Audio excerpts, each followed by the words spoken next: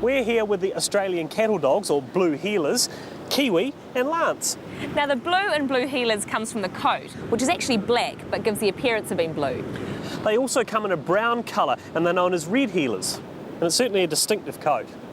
Now being cattle dogs, I'm sure these guys would love being out with Jeff rounding up the cattle.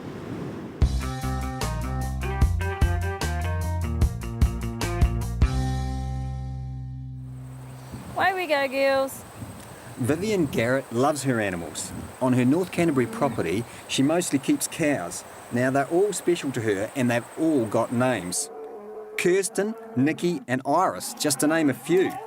And like all good animal owners, Vivian regularly has a vet make sure her beloved herd is in good health. So what have we got to do today? Today we're pregnancy testing and we've got 2 horns that we need to look at and a hoof to look at.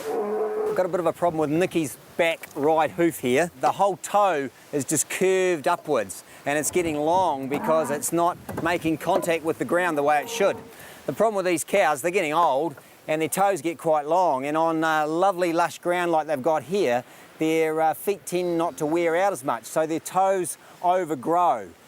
Okay, this is where I get to be a cowboy. I'm going to try and just tie Nikki's back foot up and just pull it up to this railing so that I can give it a quick trim. Right, so you just hold that.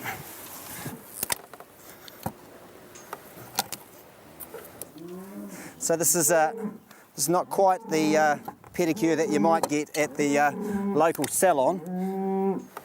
Looks much better than it was. Job's done. Perfect. Okay, so her nails are all trimmed till the spring.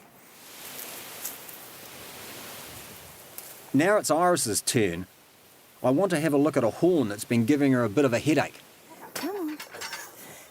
Okay, so you can see with Iris, this horn just coming in against the side of her head. So you can imagine that if this horn was growing out of the side of your head, coming back round and pressing in against the side of your skull, it'd be pretty uncomfortable. To make sure that this doesn't happen again for a while, I'm going to need to cut it a little bit short, and we might get close to some of those nerves, so that's why we're putting local in. With the strong possibility that Iris is pregnant, I'm keen to make sure that this operation is as stress-free as possible. Problem here is getting access in behind her head. It's hard to fit anything around onto this horn, so I'm going to use some giggly wire or embryotomy wire. This is just a very, very coarse, quite abrasive wire, and I'm going to use that to cut my way through the horn. That probably is a little bit of an unusual feeling. It's a bit like when the dentist is drilling a hole in your tooth.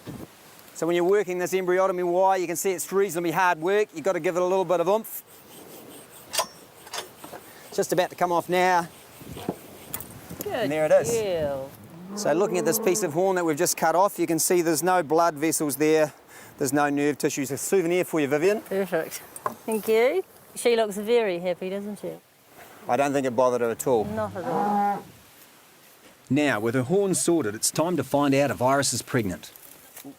All the big-time cow guys use ultrasounds now. They've got all sorts of flash electrical gear, but I'm still in manual mode back here, so this is a very important part of the equipment. Forewarned is forearmed. It's always good for an owner to know which cows are pregnant so they can plan their winter feeding and then for the arrival of those calves in the spring. So what time did the bull go out, Vivian? Late October. So we're expecting her to be sort of maybe 4 months pregnant. I'm still just trying to feel what's going on in here, and I can just feel now, I can feel a fetus in here, way down the bottom. I can just feel that fetus floating in the amniotic fluid, and I can just feel when I gently press with my fingers, I can feel this little firm calf bouncing up to say hello. So yeah, Iris is definitely pregnant, and everything's all go for next year. So I think it's definitely a boy, but that's just a guess. So for a happy herd, it's important to take care of their hooves, horns and reproductive health. Okay, Vivian, we've got all those jobs done. It's just wonderful to see the way you look after these cows, and looking forward to all those calves arriving in the spring.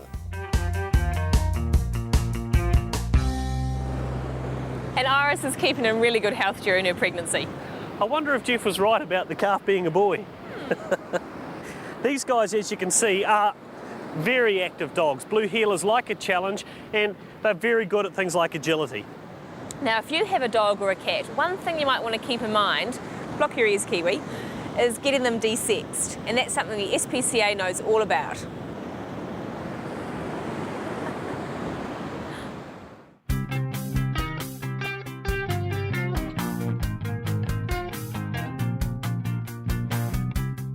The SPCA deals with thousands of unwanted and rescued pets every year, just like Neo, who was left with the SPCA.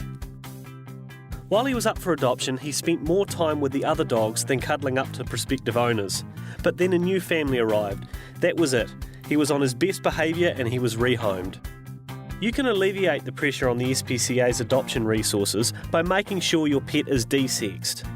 Desexing can take place from 8 to 10 weeks old. In the past 4 years, the SPCA's mobile vet clinic alone did over 12,000 desexing procedures.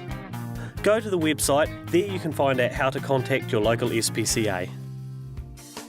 After the break, Jeremy meets some spectacular spiders, tarantulas, and the deadliest of all, the funnel web.